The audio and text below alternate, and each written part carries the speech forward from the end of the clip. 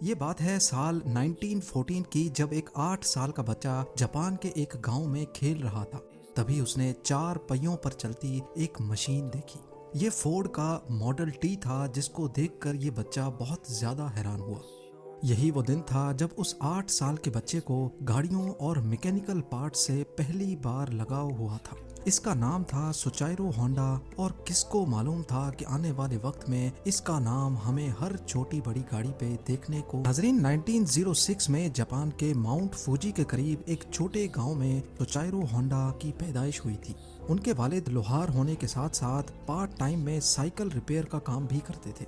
Honda के 5 बहन भाई पहले ही मुख्तलिफ बीमारियों की वजह से मर चुके थे, लिहाजा उसके माँ बाप को अपने इस बच्चे से काफी उम्मीदें थी। लेकिन उसको पढ़ाई से तो कोई लगाव नहीं था, अलबत्ता अपने बाप के साथ साइकिल रिपेयर करने में होंडा को ज्यादा दिलचस्पी थी। जब वो 16 साल का हुआ तो उसने न्यूज़पेपर में जॉब का एक ऐड देखा। 8 शोकाई नामी टोक्यो के इस ऑटोमोबाइल सर्विस स्टेशन पे टेक्नीशियंस चाहिए थे। होंडा ने कंपनी को जॉब के लिए लेटर लिखा और खुशकिस्मती थी कि वहां से पॉजिटिव रिप्लाई भी आ गया। यही वो टाइम था जब होंडा अपना घर और स्कूल छोड़कर कमाने की आस लगाए टोक्यो रवाना हो गया। होंडा का ख्वाब तो तब टूटा जब वो टोक्यो में 8 शुकाई पहुंच गया था।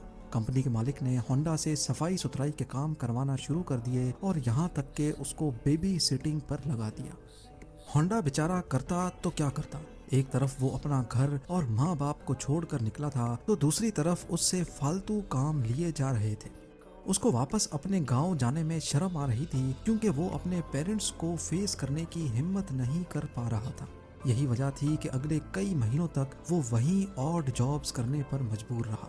कुछ ही महीनों के बाद 8 शुकाई के मालिक ने होंडा से वर्कशॉप के काम भी लेना शुरू कर दिए।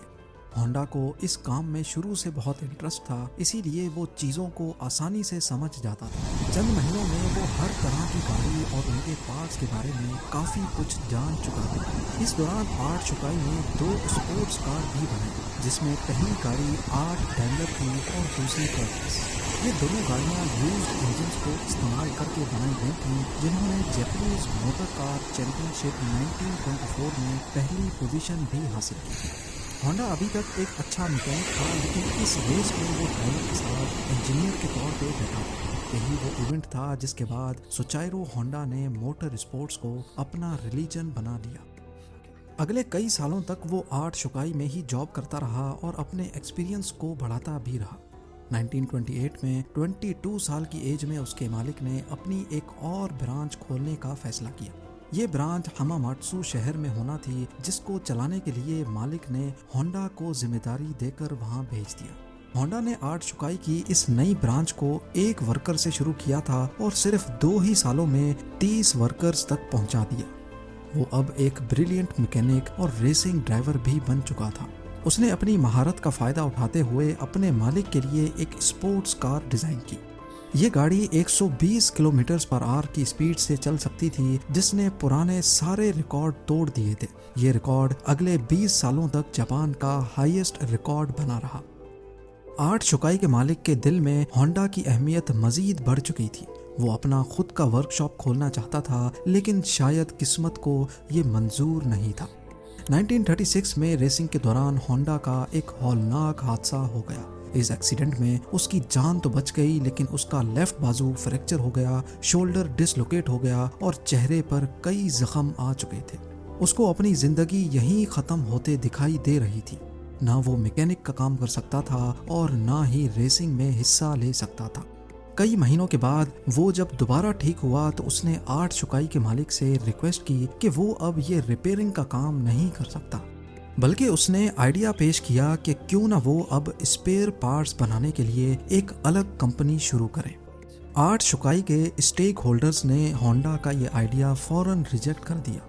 उनको ऑलरेडी प्रॉफिट्स मिल रहे थे और कोई भी नहीं चाह रहा था कि नया रिस्क लिया जाए। इसी पर होंडा ने डिसाइड किया कि पार्ट्स मैन्युफैक्चरिंग की कंपनी वो अकेले ही खोलेगा। 1936 में 30 साल की उम्र में उसने अपने दोस्त के साथ मिलकर टोकाई सेकी हैवी इंडस्ट्री खोली और अपने दोस्त सिचाइरो काटो को उसका प्रेसिडेंट बना दिया। कंपनी तो वो खोल चुके थे, पर होंडा के पास इसको चलाने के लिए कोई इन्वेस्टमेंट नहीं थी। वो दिन भर 8 शुकाई के लिए काम करता था, जबकि रात में अपनी नई कंपनी के लिए खुद इंजन पिस्टन बनाने की कोशिश करता था। अगले कई महीनों तक वो इसी रूटीन पे चलता रहा, लेकिन उसको कोई कामयाबी ना मिल सकी। उल्टा वो लगातार शिफ्टें लगा लगा कर कमज़ोर हो चुका था। एक के बाद एक नाकामी उसका रास्ता रोके बैठी थी। तभी उसने मेटलर्जी में महारत हासिल करने के लिए एक यूनिवर्सिटी में एडमिशन ले लिया। 1939 में 3 सालों की लगातार मेहनत करने के बाद वो आखिरकार एक पिस्टन बनाने में कामयाब हो ही गया। अब उसने आर्ट शुकाई से जॉब छोड़ दी और फुल टाइम पिस्टन बनाने में लग गया। पर उसको ये मालूम ही नहीं था कि उसके बनाए हुए पिस्टन में अभी भी कई फॉल्ट्स मौजूद हैं। उसने टोयोटा कंपनी को अपने पिस्टन ऑफर किए तो टोयोटा ने 50 में से 47 डिज़ाइंस रिजेक्ट कर दिए। ये खबर होंडा पर बिजली बनकर गिरी, क्योंकि उसके पास अब वापसी का भी कोई रास्ता नहीं था। उसने मुख्तलिफ कंपनीज की रिक्वायरमेंट्स को समझने के लिए पूरे जापान के दौरे लगाना शुरू कर दिए।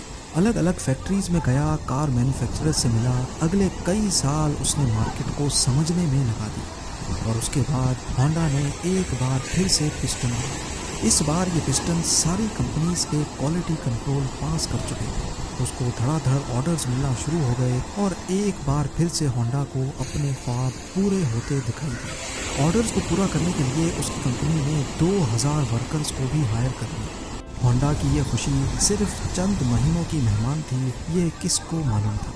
1941 में जापान वर्ल्ड वॉर 2 में कूद गया और मिनिस्ट्री ने कई जापानीज कंपनी को अपने कंट्रोल में ले लिया, जिसमें एक कंपनी सोचाइरो होंडा की भी थी। होंडा को डाउनग्रेड करके उसी की कंपनी का सीनियर मैनेजिंग डायरेक्टर बना दिया गया और चीज़ें तब मज़ीद ख़राब हो गईं जब कंपनी के वर्कर्स को मिलिट्री सर्विस में लगा दिया गया। अगले 3 साल इंतहाई मुश्किल हालत में गुजरे, लेकिन 1944 में एक वाक़या हुआ जिसने होंडा की उम्मीदों पर पूरी तरह से पानी फेंक दिया। एयर रेड के दौरान एक मिसाइल सीधा होंडा की फैक्ट्री पे आ लगा। पूरे मुल्क के हालात बद से बदतर होते जा रहे थे। जापान जंग हारता हुआ दिखाई दे रहा था। फिर 1945 में 2 न्यूक्लियर अटैक्स हुए जिसने जापान की सिरे से कमर ही तोड़ डाली। इस वाक़े के बाद जापान ने अमेरिकन के सामने सरेंडर कर लिया। जंग तो अब ख़त्म हो चुकी थी, लेकिन होंडा अपना सब कुछ खो बैठा था। उसने अपने बचे कुचे एसेट्स टोयोटा को 4,50,000 येन में बेचे और एक बार फिर से जॉबलेस होकर बैठ गया। ये हालत सिर्फ होंडा के साथ ही नहीं थी, बल्कि पूरा जापान बहुत बुरे क्राइसिस से गुजर रहा था। इकोनॉमी मेल्ट हो रही थी। खाना पानी की शदीद किल्लत और महंगाई ने सबकी कमर तोड़ रखी थी। पब्लिक ट्रांसपोर्ट का मिलना इंतहाई मुश्किल था, क्योंकि जापान में पेट्रोल भी नायाब हो चुका था। इसी दौरान होंडा को जापानीज इंपीरियल आर्मी का एक छोटा इंजन मिला, जिससे वो वायरलेस रेडियो चलाया करते थे। अपनी आदत से मजबूर उसे एक आइडिया आया। उसने सोचा कि क्यों ना इस इंजन को एक साइकिल में लगाकर अपनी ट्रांसपोर्ट का मसला हल किया जाए। इससे ट्रांसपोर्ट आसान भी हो जाएगी और सस्ती भी पड़ेगी। क्योंकि उस दौर में लोग पहले ही महंगाई से बहुत परेशान थे, तो जब उन्होंने यही इंजन एक साइकिल पे लगा देखा तो सबको ये आइडिया बहुत अच्छा लगा। चंद यूज्ड इंजन्स तो होंडा को मिल गए, लेकिन लोगों की डिमांड इतनी ज़्यादा थी कि अब होंडा ने खुद का नया इंजन डिज़ाइन कर लिया। ये हिस्ट्री में पहली बार था कि किसी मशीन पर होंडा का लोगो देखा गया। होंडा के पास इतने पैसे नहीं थे कि वो मास लेवल पे ये साइकिल्स बना सके, लिहाजा उसने 18,000 दुकानदारों के नाम एक ओपन लेटर लिखा। लोगों को होंडा पे इतना भरोसा था कि 3,000 दुकानदारों ने उसको पॉजिटिव रिप्लाई दिया और पैसे भी एडवांस में दे दिए। अगले 3 सालों में होंडा ने एक ऐसी मोटरसाइकिल बनाई जो मार्केट की रिक्वायरमेंट के ऐन मुताबिक थी। ये सुपर कब के नाम से लॉन्च की गई, जिसने आते ही मार्केट में धूम मचा दी। यह मॉडल इतना कामयाब हुआ कि 1958 में इसने अमेरिका की अपनी ट्रायम्फ और हार्ले डेविडसन की सेल्स को भी पीछे छोड़ दिया। क्योंकि होंडा को रेसिंग का बहुत शौक तो था ही, इसीलिए उसने अब स्पोर्ट्स बाइक बनाने का फैसला किया। वो मुख्तलिफ बाइक रेसेस में जाता और जीतने वाली बाइक्स के खास फीचर्स नोट डाउन करता जाता। उस दौर में ऐसे स्पोर्ट्स कंपटीशन रेस से बढ़कर मैन्युफैक्चरिंग कंपनीज के लिए मार्केटिंग का टूल हुआ करते थे। चंद सालों में होंडा की पहली स्पोर्ट्स बाइक लॉन्च की गई, जिसने 1962 इंटरनेशनल रेसिंग कंपटीशन में पहली पोजीशन हासिल की। इस रेस ने होंडा का नाम पूरी दुनिया में फेमस कर दिया। 1960s में होंडा दुनिया की सबसे बड़ी मोटरसाइकिल मैन्युफैक्चरिंग कंपनी बन चुकी थी और 1968 तक ये 1 करोड़ यूनिट्स सेल कर चुके थे। अपनी जिंदगी के 62 इयर्स गुजारने के बाद आखिरकार सुचाइरो होंडा को कामयाबी तो मिल चुकी थी, लेकिन जो ख्वाब वो बचपन से ही लिए बैठा था वो अभी तक पूरा नहीं हो पाया था। होंडा अब कार मैन्युफैक्चरिंग की तरफ भी जाना चाहता था। कई लोगों ने उनको ऐसा करने से मना भी किया, लेकिन उन्होंने किसी की एक ना सुनी। उस वक्त जापान में ऑलरेडी टोयोटा और निसान जैसी कंपनीज अपना बिजनेस जमाए बैठी थी।